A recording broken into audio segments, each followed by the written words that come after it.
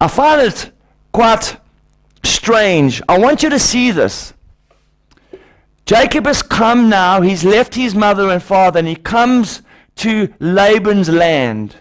And of course, he comes to where they're feeding the camels or watering the camels, and then he sees this woman, Rebecca, and he falls in love with her immediately.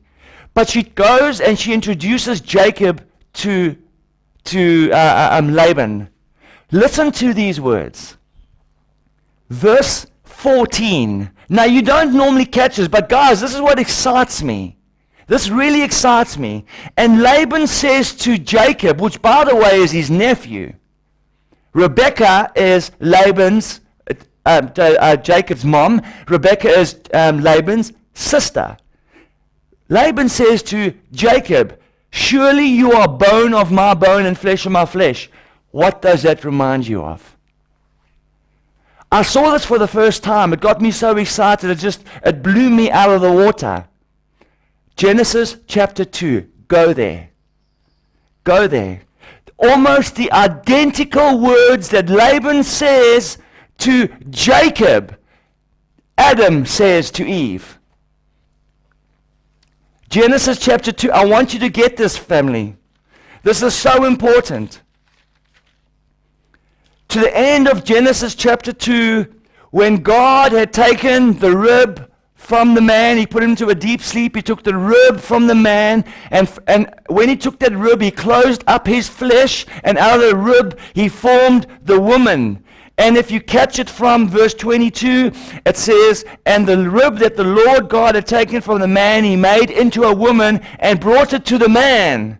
Then the man said this, this is at last bone of my bones, and flesh of my flesh, and she shall be called woman because she was taken out of man. Now get this, you need to follow this. Laban recognizes Jacob not just as his nephew, but you are bone of my bone and flesh of my flesh is the identical words that Adam said to Eve, because you need to know. Now I need to jump back to the woman. Those very words is a sisterly word. You've got to see it. He doesn't recognize, Adam doesn't see Eve as, oh, it's my wife, or it's my, he says, this is my equal. Someone who is beside me, not just my partner, but my equal in my sight. You will be my helper, my strength, my helpmeet.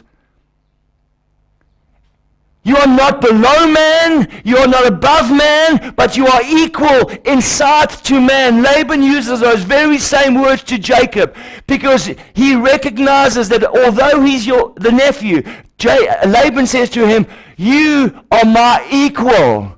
You have come, you're my helpmeet. I'll welcome you into my family. And as the story unfolds, the very thing takes place. Jacob works for Laban. He is his helpmeet. Bone of my bones. You're not my nephew. You are my equal. The same words Adam uses towards his wife, Eve. And then God goes out on the very, very first marriage at Genesis, and he marries the two. And for this reason, a man shall leave his mother and father, and the two shall become one flesh.